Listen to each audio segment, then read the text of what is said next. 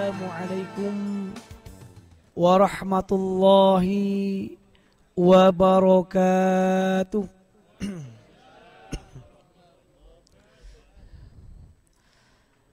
Innal hamdalillah nahmaduhu wa nasta'inuhu wa nastaghfiruh wa na'udzu billahi min syururi anfusina wa min sayyiati a'malina. Man yahdillahu fala mudilla lahu wa man yudlil fala hadiya lahu. Wa ashhadu an la ilaha illallah wahdahu la syarika lahu.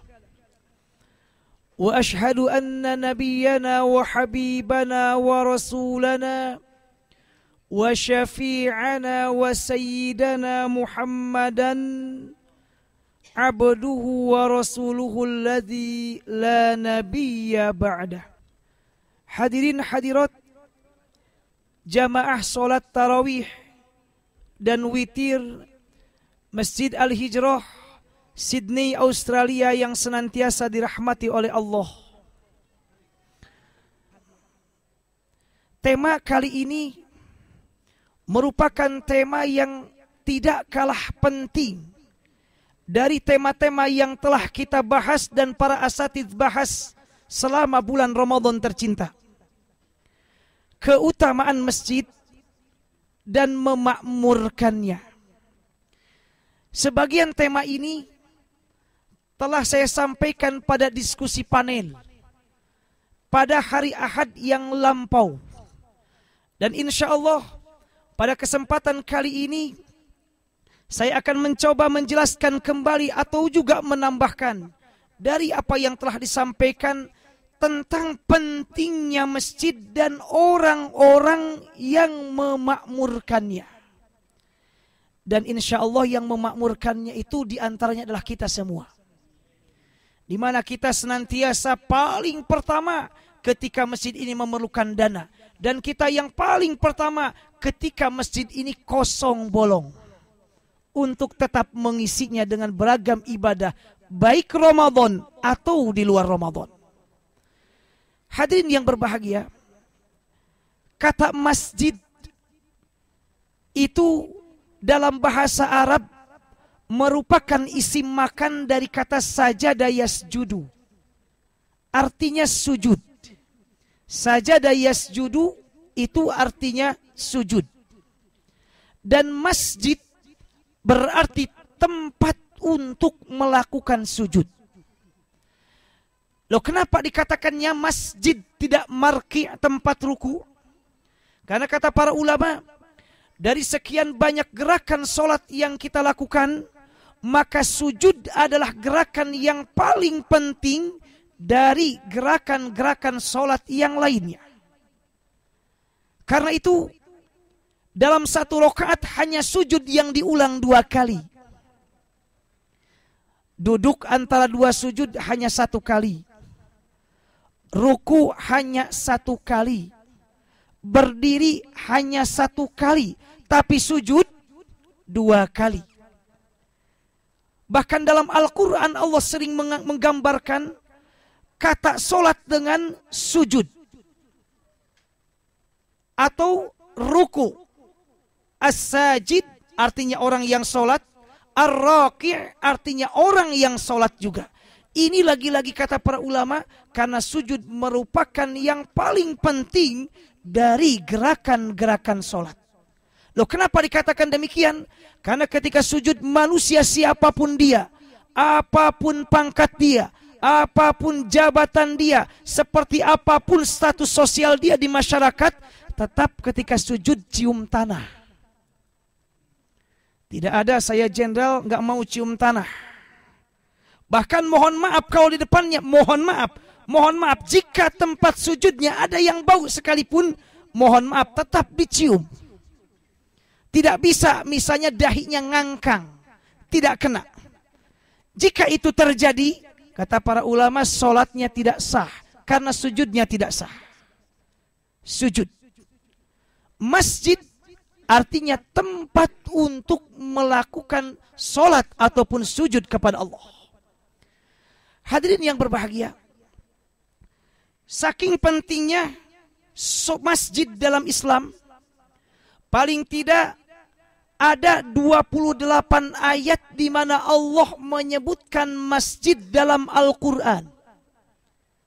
Atau paling tidak ada 28 kali Allah menyebut kata masjid dalam Al-Quran. Dan tentu ini jumlah yang lumayan banyak. Dan tidak semata-mata Allah menyebutnya dalam jumlah yang banyak. Dalam firman Allah, dalam kalamullah, dalam Al-Quran, kecuali menunjukkan pentingnya masjid, wabil khusus untuk kita selaku umat Islam. Bahkan hadirin yang berbahagia, saking luar biasanya masjid, saking istimewanya masjid, Allah dengan bangga menisbahkan kepemilikan masjid kepadanya. Sekali lagi, saking istimewanya masjid, Allah dengan bangga menisbahkan bahwa masjid hanya milik Allah.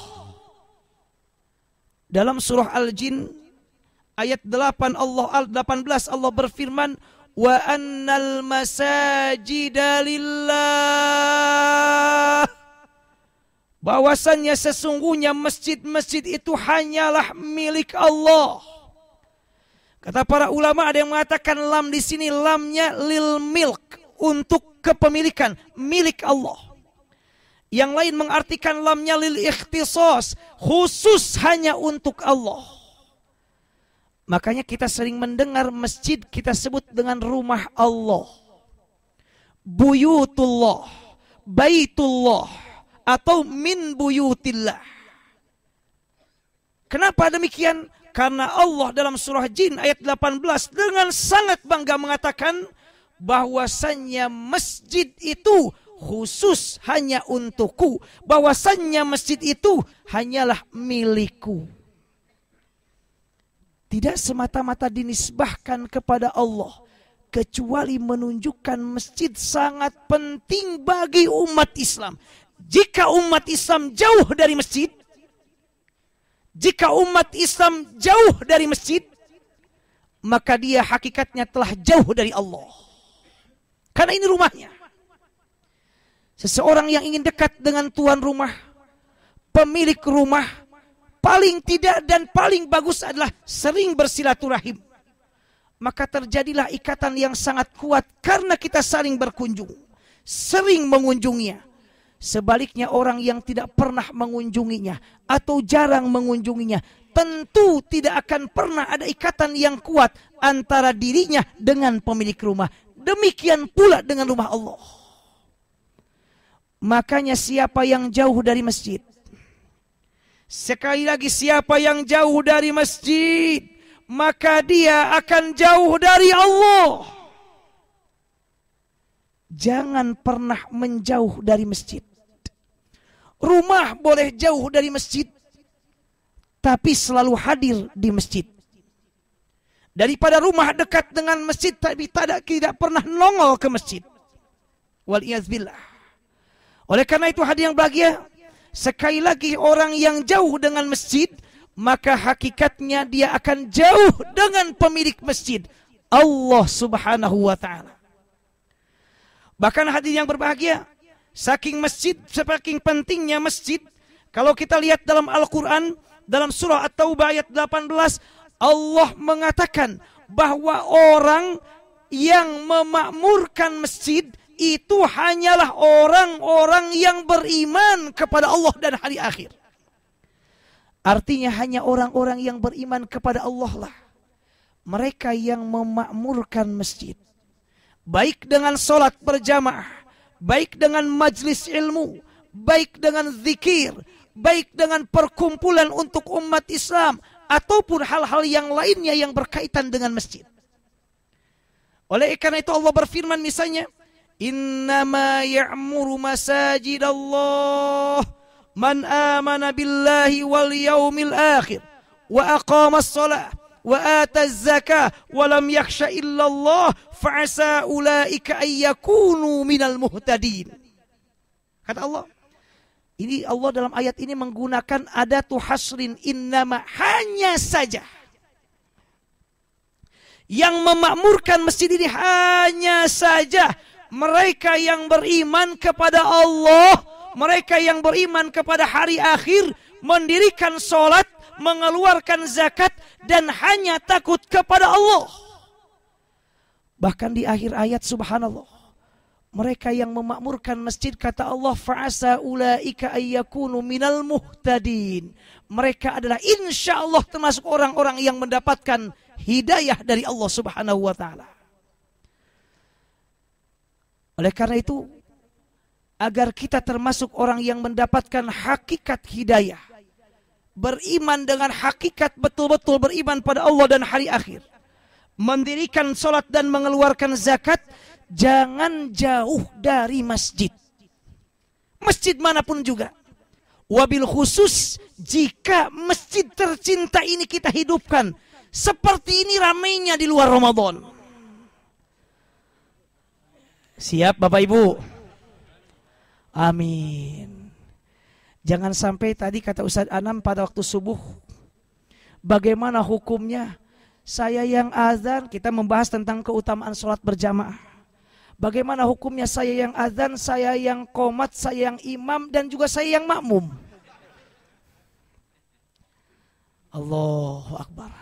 Saya bilang dalam hati, insya Allah ini bukan jamaah al-hijrah, bukan. Masjid sana, Ustaz Anam menceritakan yang di sono. Subhanallah. Coba gambarkan jika seandainya bukan pada bulan Ramadan kita berkumpul ramai begini. Makanan insya Allah siap ibu-ibu. Siap ibu-ibu. Subhanallah. Ramai begini berkumpul, kemudian berdiskusi, silaturahim. Ada yang masalah, berikan solusi. Ngumpul berbicara tentang kemaslahatan umat Islam di Australia ini. Bagaimana dakwah, bagaimana perkembangan agama Allah, bagaimana dengan Islam. Subhanallah. Maka sungguh sangat berkah. Mereka yang memakmurkan dalam pengertian maknawi, atau juga termasuk mereka yang telah berinfak untuk pembangunan masjid ini. La ilaha illallah. Mereka yang telah berinfak sajadah ini, telah mewakafkan kursi ini, telah mewakafkan mic ini, lampu ini, listrik ini, akan lebih mengalir untuk mereka. Loh kenapa? Karena dimakmurkan juga masjidnya dengan jalan melakukan rangkaian ibadah di dalamnya. Hanya saja orang yang beriman pada Allah dan hari akhir, mendirikan sholat, mengeluarkan zakat, dan hanya takut kepada Allah, dan orang-orang yang mendapatkan petunjuk itu yang insya Allah memakmurkan masjid. Mudah-mudahan kita masuk di dalamnya. Bahkan hari yang berbahagia, masih berkaitan dengan masjid, saking pentingnya masjid dalam Islam.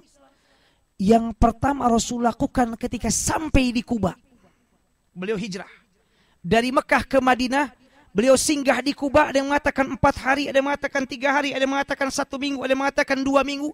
Terlepas dari perbedaan berapa lama Rasul tinggal di Kuba, yang jelas yang pertama beliau lakukan itu adalah membangun masjid. Masjid Kuba. Rasul tidak melakukan yang pertama muakhoh, karena belum sampai Madinah.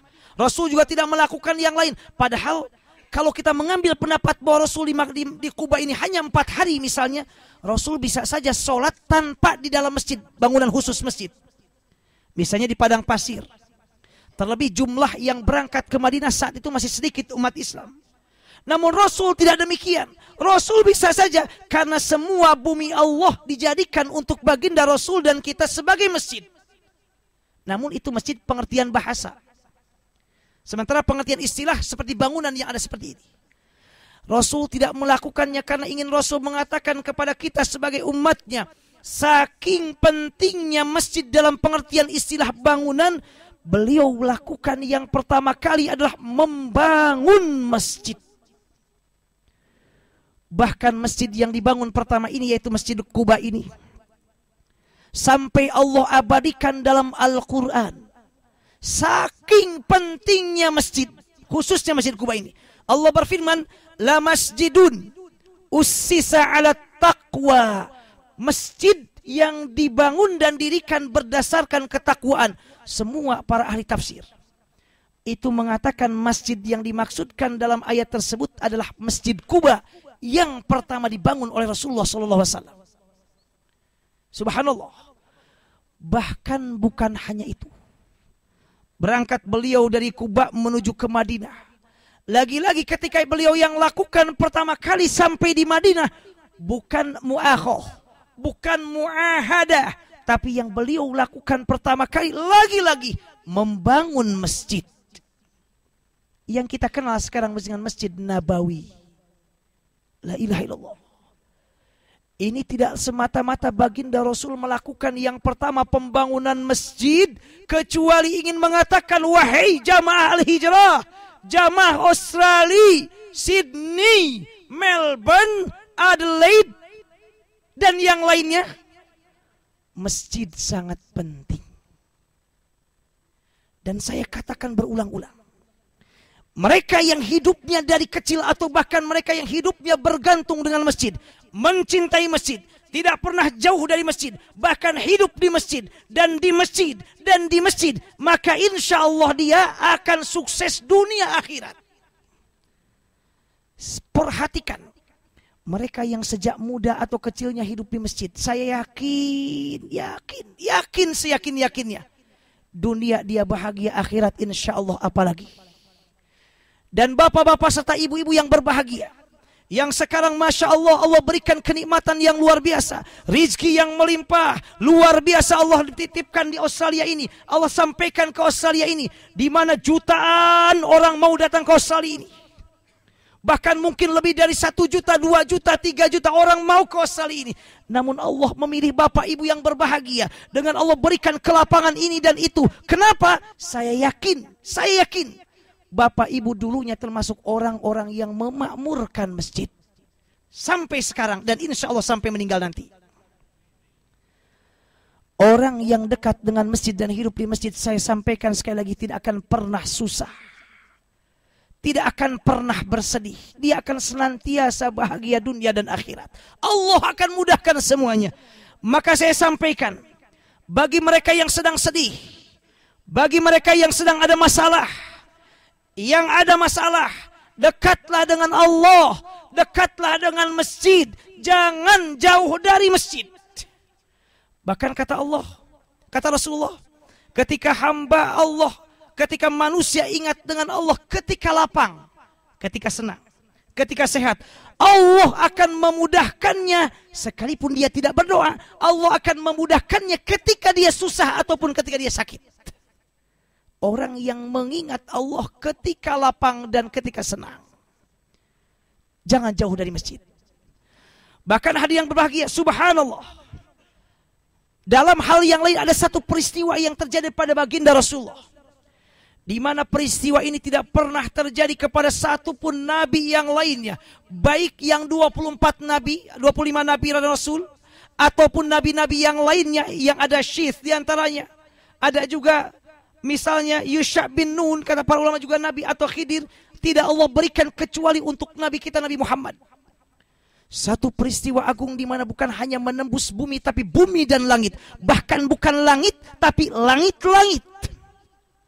Sidratul Muntaha, di mana Jibril saja tidak bisa naik ke atasnya. Jibril hanya diam di sana, kemudian Rasulullah yang naik bertemu dengan Allah. Peristiwa Isra dan Mi'raj. Isra dan Mi'raj. Bahkan saking pentingnya peristiwa Isra Mi'raj ini, Allah mengabadikannya menjadi nama surat Al-Isra. Padahal kalau kita perhatikan ayat yang berkaitan dengan Isra, itu dalam surat Al-Isra ini hanya ayat pertama saja. Hanya ayat pertama. Ayat kedua sudah berbicara tentang Bani Israel. Yang ketiga sampai terakhir tidak berbicara mengenai Isra Mi'raj. Allah hanya menyebut dalam ayat pertama. Namun sekalipun hanya satu ayat disebut, Allah menjadikan nama suratnya khusus surat Al-Isra. Saking pentingnya peristiwa Isra ini. Dan lagi-lagi peristiwa Isra ini Rasulullah mulai dari masjid, kemudian menuju ke masjid. berangkat dari Masjidil Haram menuju ke Masjidil Aqsa. Subhanalladzi asra bi'abdihi lailam minal Masjidil Haram ilal Masjidil Aqsa. Peristiwa agung diawali dari masjid menuju masjid. Lagi-lagi ingin menunjukkan betapa pentingnya masjid.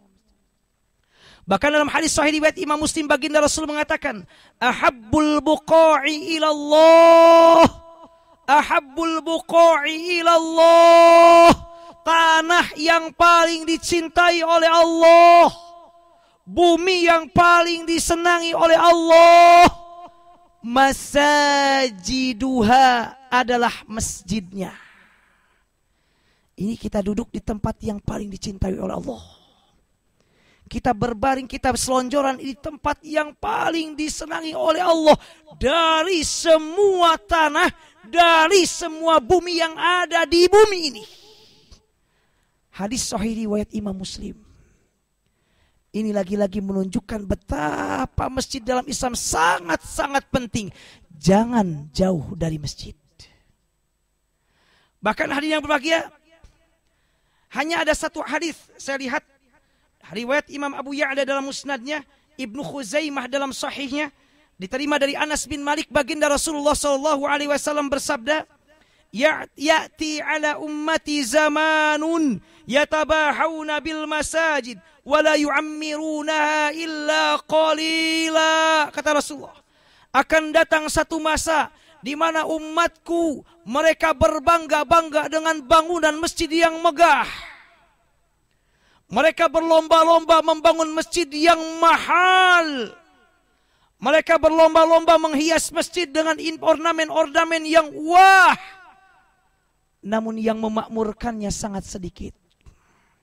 Masjidnya megah, masjidnya besar, sholatnya cuma imam dan makmum satu. Bahkan tidak ada kegiatan kecuali hanya hari Jumat saja. Lebih parah lagi kalau tidak ada kegiatan sama sekali kecuali hanya bulan Ramadan saja. Ini yang digambarkan oleh baginda Rasul.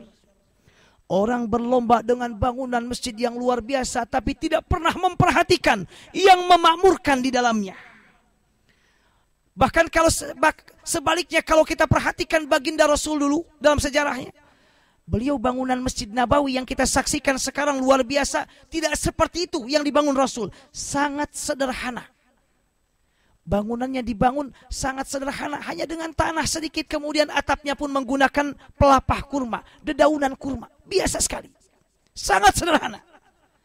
Namun dari masjid yang sederhana melahirkan tokoh-tokoh sahabat-sahabat yang luar biasa. Lahir Umar bin Khattab, lahir Ali bin Abi Thalib, lahir Uthman bin Affan, lahir juga Abu Bakar As-Siddiq, lahir juga misalnya Abdurrahman bin Auf, lahir juga Abu Ubaidah bin Al-Jarrah, lahir orang-orang luar biasa dari bangunan masjid yang sangat sederhana. Loh, kenapa? Karena memakmurkannya lebih optimal, lebih luar biasa. Atau contoh kontemporer, di Mesir ada masjid namanya Masjid Amr bin As. Dibangun pertama kali oleh sahabat Rasul Amr bin As tahun 642 Masehi. Masjid pertama di Afrika.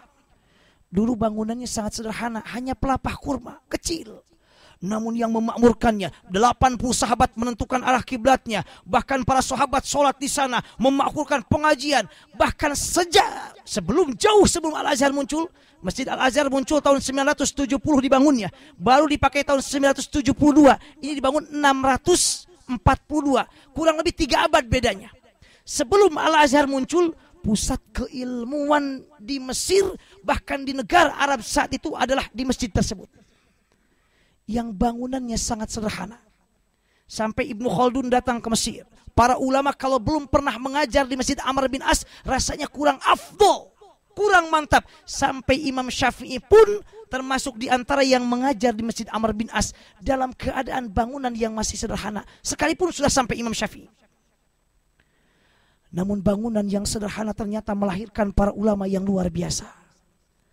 Melahirkan orang-orang soleh yang super luar biasa. Loh, kenapa? Karena memakmurkannya. Oleh karena itu mudah-mudahan Jangan sampai terjadi kita berlomba-lomba dengan bangunan masjid tapi yang memakmurkannya sedikit. Itu kata Rasulullah di antara ciri-ciri kiamat sudah dekat. Bahkan sebagian ulama mengatakan gak apa-apa masjid sederhana saja, yang penting memakmurkannya. Kalau ada kelebihan mending dibagikan kepada fakir miskin atau orang-orang yang sedang bergelut untuk agama Allah atau untuk membantu saudara-saudara kita. Misalnya di Gaza sekarang atau juga barangkali di Kashmir atau di Burma ataupun yang lainnya. Saking pentingnya memakmurkan masjid. Lalu kata para ulama, memakmurkan masjid ada dua bagian. Nah ini subhanallah. Yang pertama ada yang disebut dengan hissiyah. Yang kedua ada namanya ma'nawiyah. Apa hissiyah?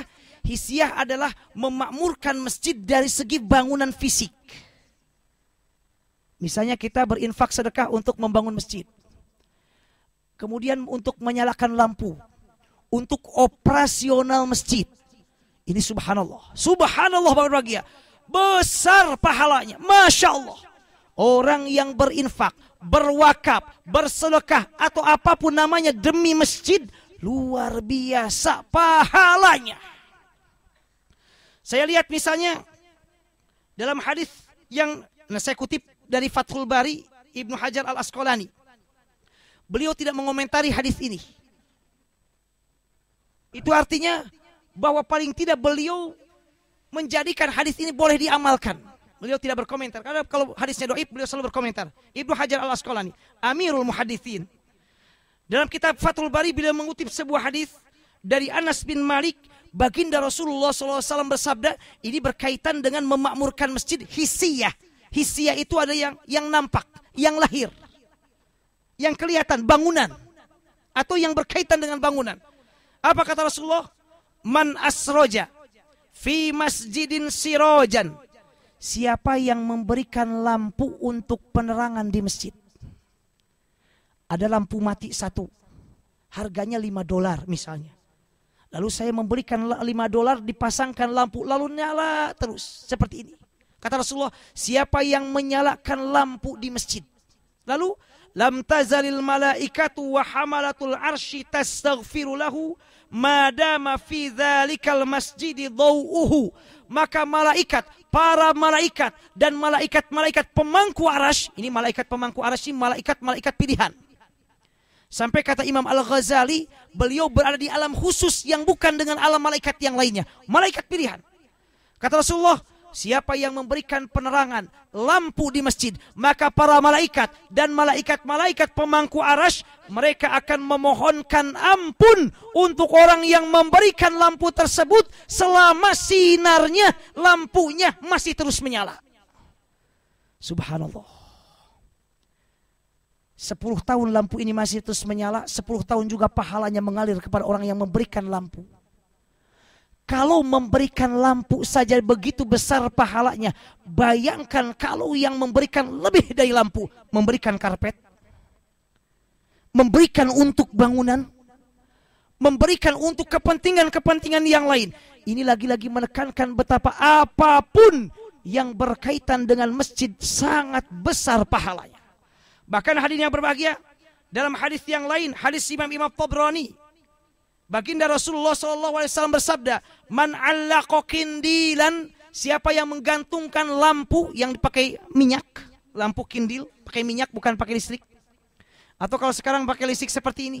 Siapa yang menggantungkan lampu fi masjidin, di sebuah masjid, shalla alaihi sab'una alfa malakin, maka dia akan didoakan oleh 70.000 malaikat. Allahu Akbar. La ilaha illallah. Wahidillah. La ilaha illallah. Memberikan lampu didoakan 70.000 malaikat. Kalau memberikan 2 lampu, tambahkan saja. Memberikan 10 lampu, kalikan saja. Subhanallah. Dan yang mendoakan bukan lagi manusia, tapi malaikat. Mudah-mudahan kita termasuk di dalamnya. Amin ya rabbal alamin. Bahkan hadirin yang berbahagia, bukan hanya itu. Ini saya lihat dalam hadis yang lain. Ini sampai berbahagia. saya melihat dalam kitab Majma'uz Zawaid wa Manba'ul Fawaid, ini kitab masyhur dalam takhrij hadis, dikarang oleh Imam Al-Haytami.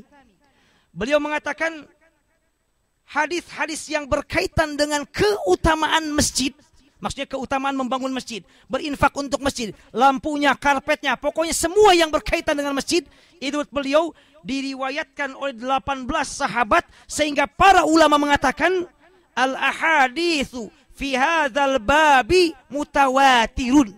Hadis-hadis yang berkaitan dengan keutamaan memakmurkan masjid dari segi hissiyah itu sampai derajatnya mutawatir. Artinya tidak mungkin lagi ada kebohongan di dalamnya. Kalau mutawatir ini sudah betul-betul di bawah Al-Quran. Hadis mutawatir. Lawannya namanya hadis ahad. Ahad baru dibagi, ada sahih, ada hasan, ada dhaif. Kalau mutawatir nggak ada hasan dan dhaif. Dia harus diterima. Bahkan para ulama mengatakan, siapa yang tidak meyakini hadis mutawatir atau yang ada dalam hadis mutawatir, maka sebagian ulama mengatakan dia telah kafir. Ini saking pentingnya mutawatir. Oleh karena itu yang berkaitan dengan keistimewaan, keluar biasaan berkaitan dengan infak atau dengan memakmurkan masjid secara hissiyah, kata Imam Al-Haythami, juga dikutip oleh Imam Al-Munziri dalam At-Targhib wa Tarhib, hadisnya sampai mutawatir. Saya akan sampaikan beberapa hadis lagi. Hadis sahih Bukhari Muslim, muttafaq alaih, diterima dari Utsman bin Affan. Baginda Rasulullah bersabda, "Man bana masjidan lillah yabtaghi bihi wajah Allah." Siapa yang membangunkan masjid niatnya karena Allah, bukan untuk menang pemilihan kubu, bukan untuk menang pemilihan anggota dewan, bukan, tapi betul-betul karena Allah membangun masjid. Sahih Bukhari Muslim. Lalu kata Rasulullah, "Banallahu lahu baitan fil jannah." Allah akan membangunkan baginya rumah kelak di surga. Ya Allah. Bahkan hadis yang berbahagia, kabar gembira. Hadis riwayat Imam At-Tirmidzi, diriwayatkan dari Anas bin Malik. Baginda Rasulullah menekankan, "Man bana lillahi masjidan." Siapa yang membangun masjid karena Allah, ada tambahan yang mudah-mudahan kita masuk di dalamnya. Sogiron kana au kabiron. Baik kecil ataupun besar masjidnya, baik kecil ataupun besar sumbangsihnya. Apa kata Rasulullah? Banallahu lahu baitan fil jannah. Allah tetap akan membangunkan rumah di surga. Subhanallah. Mudah-mudahan kita masuk di dalamnya. Amin ya rabbal alamin. Bahkan hadis yang bahagia dalam hadis yang lain, hadis sahih dari Ibnu Abbas. Subhanallah. Baginda Rasul mengatakan, "Man bana lillahi masjidan." Siapa yang membangun masjid karena Allah, walau kamafhasi qutatin li baydhiha. Sekalipun sebesar tempat duduknya burung pipit atau telur burung pipit. Bapak Ibu tahu burung puyuh? Gambarkan sebesar itu burung. Lalu disimpan di tanah. Nah, sebesar itu. Orang yang membangunkan masjid atau berinfak demi masjid atau untuk keperluan masjid, sekalipun sedikit seukuran tersebut, itu kan sangat kecil sekali. Gak ada orang jual tanah sebesar begini, gak ada. Untuk dibangun apa? Untuk nyimpan kursi cuma 1 kaki, gak bisa. Artinya sekecil apapun yang diinfakkan dan disedekahkan untuk masjid, untuk keperluan masjid. Lalu apa kata Rasulullah? Banallahu lahu baitan fil jannah. Allah tetap akan membangunkan baginya rumah di surga. Allahu Akbar ya Rabb. Kemarin panitia mencoba fundraising untuk pembangunan rumah atau juga masjid untuk demi konsil. Untuk memenuhi keperluan konsil biar dia bisa diefektifkan yang di belakang. Jika itu nanti panitia tetap membuka, dan saya yakin membuka terus untuk ini, mari berlomba-lomba. Mari berlomba-lomba. Dan mudah-mudahan berapapun yang Bapak Ibu berikan untuk keperluan ini, Allah akan memberikan banallahu laka, banallahu laki, baitan fil jannah. Allah akan membangunkan untuk Bapak dan Ibu juga rumah di surga. Amin ya rabbal alamin. La ilaha illallah. panitia masih membuka itu. Masih membuka. Jadi bisa menghubungi panitia. Subhanallah. Allahumma ja'alna minhum ya rabbal alamin. Lalu hadirin berbahagia, jangankan Allah membangunkan rumah di surga. Rasulullah dalam hadis riwayat Imam Bukhari diterima dari Sahal bin Sa'ad As-Sa'idi, hadis sahih riwayat Imam Bukhari. Baginda Rasul mengatakan betapa luar biasanya di surga kelak. Jangankan tanah seukuran rumah, jangankan tanah seukuran istana. Rasul bersabda, maudhi'u sautin fil jannah. Tanah seukuran cameti, tanah seukuran tongkat kelak di surga, khairun minad dunya wa ma fiha, lebih baik dari dunia dan seisinya. Seukuran tongkat, apalagi seukuran rumah yang Allah insya Allah akan berikan untuk kita semua. La ilaha illallah. Oh, kalau demikian memakmurkan masjid dari segi hissiyah, apapun yang berkaitan di dalamnya sangat besar pahalanya. Lalu hadirin berbahagia, yang kedua, memakmurkan masjid dari segi maknawiyah. Nah, ini yang untuk konteks sekarang jauh lebih penting hemat saya. Memakmurkan masjid dari segi maknawi, bukan pembangunan, bukan zahirnya, tapi maknawi dengan kegiatan ibadah. Ini kata para ulama. Ada sebuah hadis hadirin berbahagia, dalam hadis riwayat Imam Muslim, baginda Rasulullah SAW, pada masa Rasul dulu ada seorang perempuan tua, pekerjaannya tukang mengumpulkan sampah dari masjid, membersihkan masjid. Ya Allah, pekerjaan enteng. Mungkin bahkan na'udzubillah, bahkan ada orang yang mengatakan pekerjaan-pekerjaan hina. Mengambil atau membersihkan masjid. Wal'iyadzubillah, tidak. Ketahuilah, mulia luar biasa. Dulu pada masa Rasul ada seorang perempuan yang mengerjakan tukang membersihkan masjid, ngambil sampah. Ibnu Hajar al-Asqalani dalam Fathul Bari mengatakan namanya Ummu Mihjan. Ummu Mihjan. Suatu hari, ini hadisnya, maaf, bukan Muslim, Bukhari Muslim, muttafaq alaih. Lalu baginda Rasulullah SAW bertanya kepada para sahabat, karena Rasul nggak mendapatkan Ummu Mihjan yang biasanya beliau dapatkan setiap beliau ke masjid. Lalu kata Rasulullah, kemana Ummu Mihjan ini wahai para sahabat? Lalu kata para sahabat, ya Rasulullah, matat, telah meninggal dunia. Telah meninggal dunia.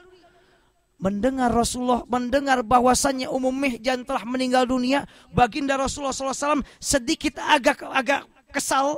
Beliau berkata para sahabat, afala kuntum adzantumuni, kenapa kalian tidak kabarkan kepada aku? Kenapa kalian diam? Ummu Mihjan kalau meninggal dunia, kamu gak kabarkan padaku, kata Rasulullah. Apakah kalian memandang enteng hanya karena wanita tua, pekerjaannya hanya mengurus masjid, hanya membersihkan masjid, bukan membersihkan istana negara, bukan membersihkan rumah ibu negara, hanya karena masjid? Apakah kamu menganggap enteng? Rasul sampai kesal pada para sahabat karena gak mengabarkan Ummu Mihjan meninggal. Lalu kata Rasulullah, dulluni ala qabriha, tunjukkan di mana kuburnya. Baginda Rasul berangkat ke kuburnya, lalu sholat di atas kuburnya, di samping kuburnya, bukan di atasnya, di sampingnya. Sholat di samping kuburnya. Ini lagi-lagi menunjukkan betapa luar biasanya orang yang memakmurkan masjid, yang suka membersihkan masjid.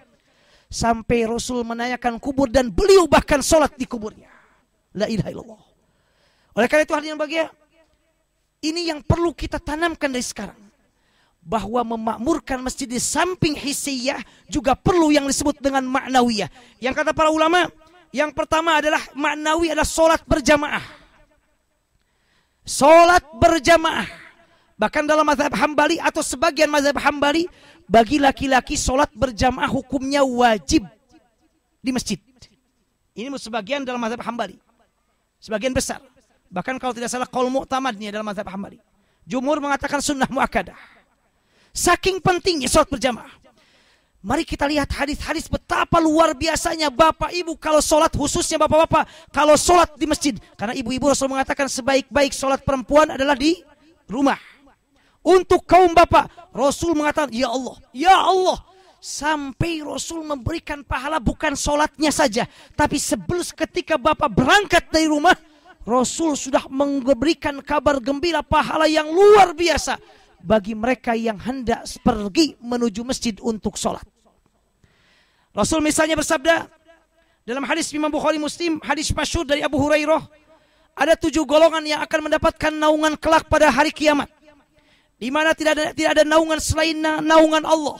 Satu dari kelompok tersebut, satu dari 7 golongan tersebut, rajulun qalbuhu mu'allaqun bil masajid, orang yang hatinya selalu bergantung dengan masjid. Lalu Imam Nawawi dalam syarahnya terhadap Sahih Muslim, beliau menjelaskan yang disebut dengan rajulun qalbuhu mu'allaqun bil masajid ay syadidul hubbi laha wal mulazamatu lil jama'ati fiha. Orang yang sangat mencintai masjid dan senantiasa sholat berjamaah di dalamnya. La ilaha illallah. Jadi orang yang akan mendapatkan naungan yang hatinya bergantung, yang cinta masjid. Kalau mau bangun rumah yang ditanya pertama, ke masjidnya jauh atau tidak? Yang ditanya, dari daerah sini ada masjid atau tidak? Oh ada, dibangun. Kemana-mana yang ditanya akan berangkat ke Canberra, nanti sholatnya di mana?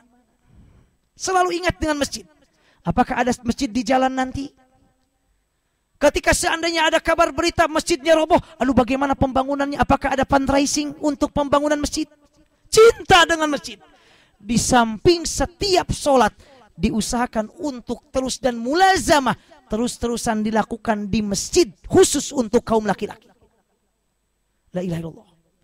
Bahkan hadis yang bahagia, dalam hadis yang lain, hadis riwayat Imam Muslim, baginda Rasul bersabda, ala adullukum, diterima dari Abu Hurairah, ala adullukum ala ma yamhullahu bihil khataya wa yarfa'u bihid darajat. Maukah aku tunjukkan pada kalian amalan yang bisa menghapus kesalahan, meninggikan derajat? Kata para sahabat, bala ya Rasulullah, tentu mau ya Rasulullah. Lalu kata Rasulullah, yang pertama, isbaghul wudu'i 'alal makarih, menyempurnakan wudu pada waktu kita sangat membenci untuk berwudu. Musim dingin. Waduh, beratnya wudu musim dingin. Apalagi subuh. Pas bangun tidur perasaan nggak kentut tadi, mau langsung aja sholat subuh. Padahal sholat nggak kentut dari mana, udah perut dari atas dari bawah. Saking malasnya. Nah, dengan ingat hadis ini ibu berbahagia. Kalau pas malas-malas wudu, ingat Rasul mengatakan amalan di antara amalan yang menghapus kesalahan, meninggikan derajat menurut pandangan Allah. Derajat ditinggikan menurut Allah, bukan menurut manusia.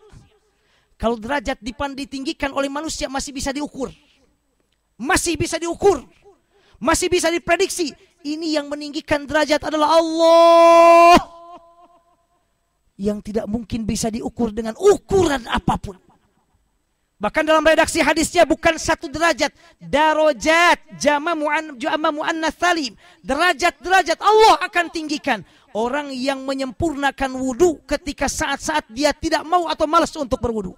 Yang kedua, wa kathratul khuta ilal masajid, banyaknya langkah menuju masjid.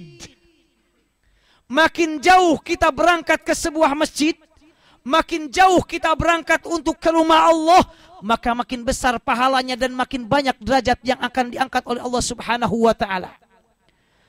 Bahkan para sahabat dulu, ada sahabat yang gak mau dipindahkan rumahnya ke dekat masjid.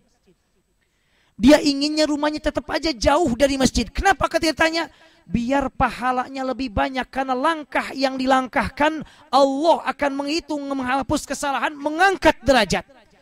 Jadi jika para sahabat dahulu kala jauh dari masjid justru ingin karena biar rajin ke masjid, maka sekarang jangan dijadikan alasan jauh dari masjid untuk tidak ke masjid. La ilaha illallah. Yang kedua, bapak-bapak, jamaah, awas. Dimanapun aja masjidnya, syukur-syukur kali hijrah. Karena bapak ibu punya wakaf di sini besar, infak sedekah di sini. Maka biar lebih makmur. Subhanallah. Tiba-tiba ada kabar, ada email misalnya dari Pak Haji Lukman, Presiden. Pak Heb, sekarang bulan Syawal jamaahnya penuh seperti Ramadan. Wah, subhanallah, takbir, Allahu Akbar. Allahu Akbar, subhanallah. Mudah-mudahan Yang kedua. Yang ketiga, wa intidharus sholati ba'da shalah, menunggu datang waktu sholat ke waktu sholat berikutnya. Kata Rasul, fadzalikumur ribat, itulah yang disebutkan ribat. Apa? Dari habis sholat maghrib, bapak nggak pulang dulu, nunggu dulu sampai waktu isya, diam di masjid, mau tidur, tapi tidurnya jangan tengkurap. Kan dalam mazhab Syafi'i kalau tidurnya terlentang, batal wudunya. Tapi kalau tidurnya duduk begini, mohon maaf, mau ngorok pun tidak apa-apa. Karena kemungkinan keluar buang air besar, buang air besar, angin, keluar ke angin, kemungkinan kentut, suka sekali. Kemungkinan kentut kecil kemungkinannya. Jarang terdengar orang kentut duduk dalam keadaan seperti bapak-bapak sekarang. Tapi kalau tidurnya diangkat sedikit, mohon maaf, pahanya naik, nah batal dalam mazhab Syafi'i. Karena kemungkinan keluar angin juga besar. Apalagi kalau tidurnya tengkurap atau terlentang, itu bukan kemungkinan lagi, tapi sudah berat sedang tidurnya. Menunggu. Dari maghrib gak pulang sampai datang waktu isya. Atau enggak demikian, duhur jam 12, bapak selesai taksi, sudah alhamdulillah sudah dapat $500, atau misalnya $200, atau alhamdulillah $1.000 misalnya. Udah, saya ke masjid dulu sekarang. Setengah jam sebelum datang azan sudah nunggu dalam keadaan punya wudu. Lalu datang waktu zuhur, sholat berjamaah, lalu pulang, itu ribat. Itu termasuk di antara amalan menggugurkan kesalahan, mengangkat derajat-derajat oleh Allah Subhanahu wa taala. Bahkan hadirin bahagia, dalam hadis yang lain, baginda Rasulullah SAW bersabda, hadis riwayat Imam Ahmad wa Abu Dawud wa Hassanahul Albani, hadis hasan bi isnadin hasan, diterima dari Abi Umamah, baginda Rasulullah SAW bersabda, man kharaja min baitihi mutatahhiran ila salatin maktubatin, siapa yang berangkat dari rumahnya, awas bahagia, hadis hasan, bisa diamalkan, siapa yang berangkat dari rumahnya dalam keadaan punya wudu. Makanya saya ulang-ulang dalam kuliah subuh ataupun yang lain, jangan lupa kalau bapak ibu akan berangkat ke masjid, wudunya dari rumah. Jangan wudu dari sini. Loh kenapa? Karena masuk hadis ini. Banyak hadis-hadis di mana Rasul mengatakan siapa yang berangkat ke masjid sudah punya wudu. Loh kenapa demikian? Karena kalau kita punya wudu dari rumah, itu menunjukkan niat azamnya kuat memang untuk ke masjid. Gak mungkin orang wudu dulu kemudian tiba-tiba ke supermarket, jarang. Wudu dulu tiba-tiba ke pedis market, salah. Nyasar itu. Biasanya kalau orang ngambil wudu dari rumah, itu niatnya bulat, tekadnya kuat, mau apain? Mau berangkat ke masjid. Makanya usahakan biar ada azam, biar ada niat untuk pergi ke masjid untuk ibadah, wudu dari rumah. Lalu bagaimana kalau seandainya saya di jalan sedang nyetir? Ya kalau nggak bisa nggak apa-apa di sini juga. Kalau nggak memungkinkan, kalau ada air misalnya, turun sebentar ambil wudu. Biar ada niat kuat. Saya berangkat ke masjid sekarang untuk ibadah sholat. Rasul mengatakan, makanya hadis yang mengatakan sholat, keutamaan sholat di Masjid Quba pun demikian. Siapa yang sudah mempunyai wudu dari rumahnya atau dari hotelnya, baik hotel apapun juga, Thaibah yang nempel, Darussalam agak maju sedikit ke dalam, atau Movenpick ataupun yang lainnya, Hilton dan sebagainya, apapun hotelnya, berangkat sudah punya wudu, berangkat ke Masjid Quba, lalu sholat 2 rakaat atau sholat apa saja, maka pahalanya seperti pahala orang melakukan umroh. Punya wudu dari rumah. Punya wudu. Apa kata Rasulullah? Siapa yang berangkat dari rumahnya dalam keadaan punya wudu untuk niat sholat wajib, ke masjidnya bukan untuk tidur. Aduh, ke masjid dulu kenapa? Ngasoh dulu di masjid, tiduran dulu. Jangan. Ini gak masuk dalam sini. Niat untuk sholat, tidur yang kedua. Kan masih lama, sholat jeraah sebentar. Nah itu udah masuk. Niat karena Allah untuk sholat. Siapa yang berangkat dari rumahnya dalam keadaan punya wudu dengan niat untuk melakukan sholat wajib, kata Rasulullah SAW, fa'ajruhu, subhanallah, perhatikan bahagia, fa'ajruhu, maka pahalanya kajril hajil muhrim, seperti pahala orang yang melakukan haji dalam keadaan ihram. La ilaha illallah Muhammad Rasulullah. Orang yang punya wudu dari rumah dengan niat berangkat ke masjid untuk sholat wajib, kata Rasul, pahalanya seperti pahala melakukan ibadah haji. Bapak Ibu berbahagia. Haji. Oleh karena itu yang belum haji ini haji-haji yang luar biasa.